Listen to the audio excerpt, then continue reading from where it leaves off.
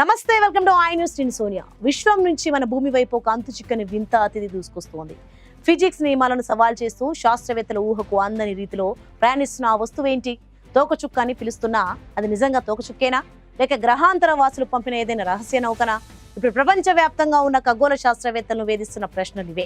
అంతరిక్షంలో ఒక అద్భుతం జరుగుతోంది. మన సౌర కుటుంబానికి చెందని ఒక వింత వస్తువు నక్షత్రాల మధ్య దూరం నుంచి ప్రయాణిస్తూ ఇప్పుడు మన భూమికి చేరువలోకి వచ్చింది.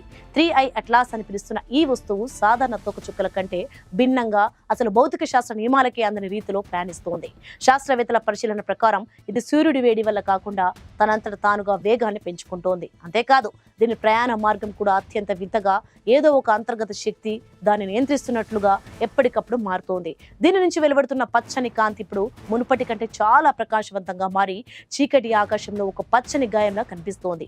అయితే అన్నిటికంటే వింతైన విషయం, దీనికి ఉన్న యాంటీ టైల్ సాధారణంగా తోకచుక్కలకు తోక సూర్యుడికి వ్యతిరేక దిశలో ఉంటుంది.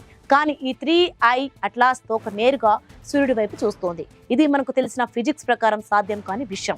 ప్రముఖ హార్వర్డ్ ఖగోళ శాస్త్రవేత్త అవీ లోబ్ అభిప్రాయం ప్రకారం ఇది ఏదో కృత్రిమంగా తయారు చేయబడిన వస్తువులా కనిపిస్తోంది.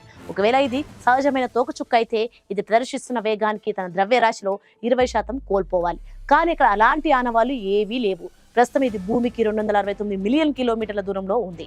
భూమికి దీనివల్ల ఎలాంటి ప్రమాదం లేదని శాస్త్రవేత్తలు నిర్ధారించారు. ఈ రహస్య అతిథి మళ్లీ తిరిగి రాదు. అది మోసుకొస్తున్న రహస్యాలు ఏంటో మనం తెలుసుకునే లోపే అది మళ్లీ అనంత విశ్వంలోకి వెళ్లిపోనుంది.